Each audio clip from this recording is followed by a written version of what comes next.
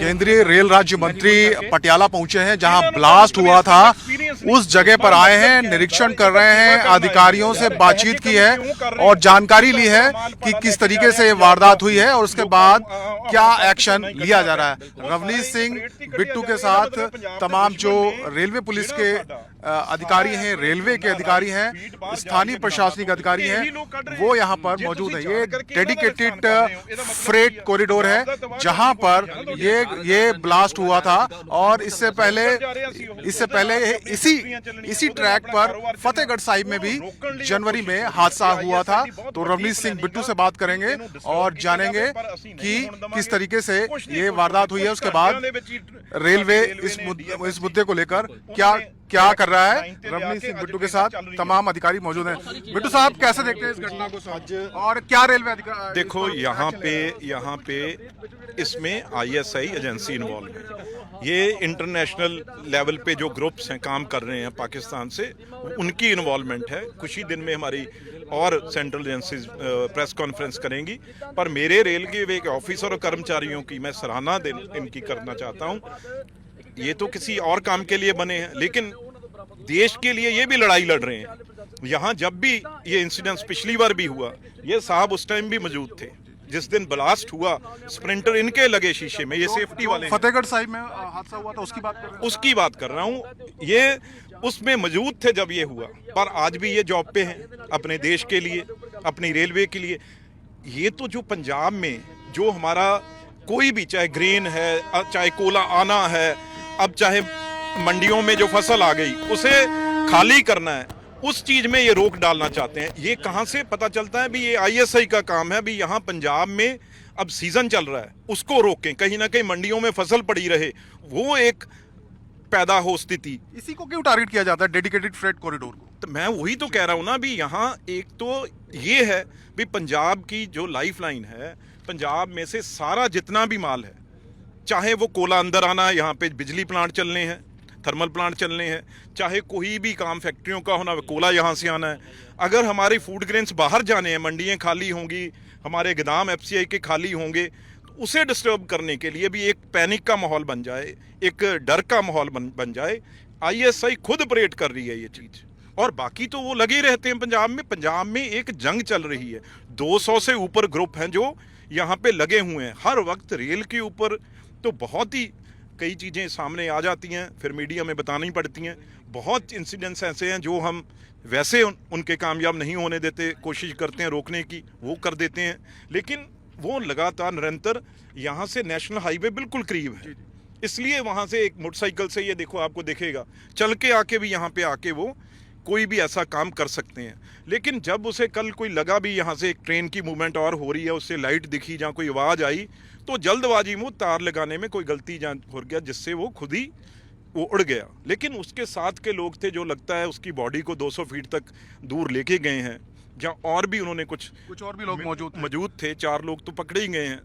तो ये एक ग्रुप नहीं है, ये 200 से ऊपर ग्रुप यहाँ लगे हुए हैं, जिनके सरगना मलेशिया में, जर्मनी में, कनाडा, अमेरिका में, पाकिस्तान में तो है ही हैं।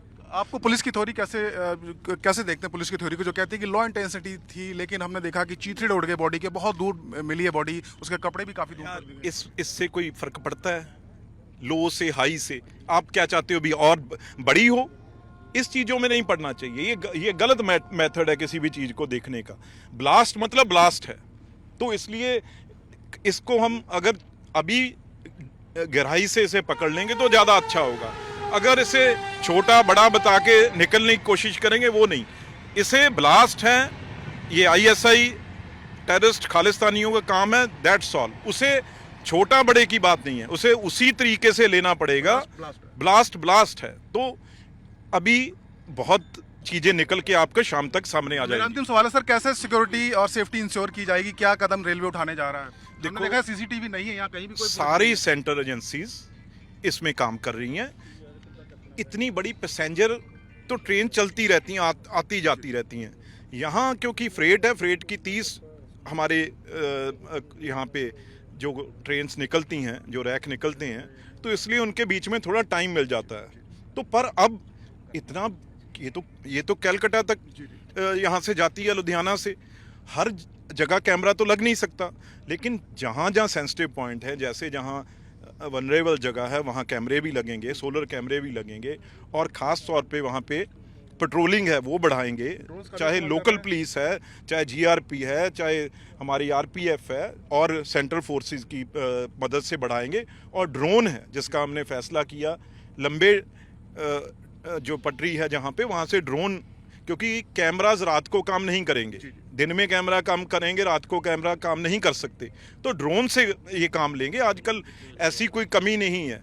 अगर, क्योंकि चोर जो होता है वो आम तौर पे कई बार आगे होता है, पीछे उसके पकड़ने वाले होते हैं।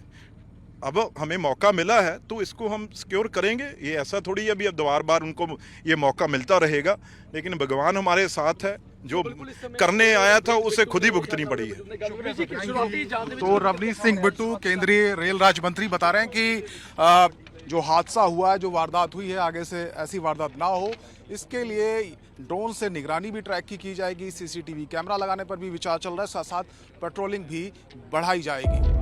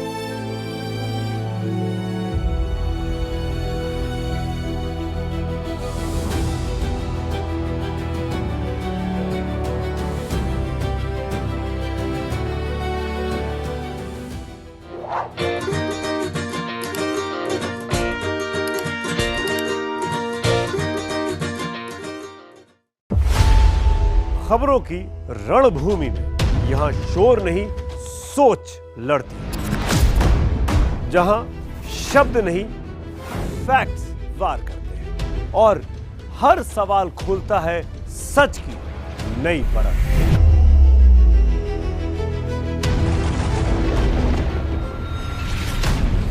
चक्रव्यूह आपके अपने सुमित अवस्थी के साथ सोमवार से शुक्रवार शाम 6:57 पर टाइम्स नाउ नव भारत पर।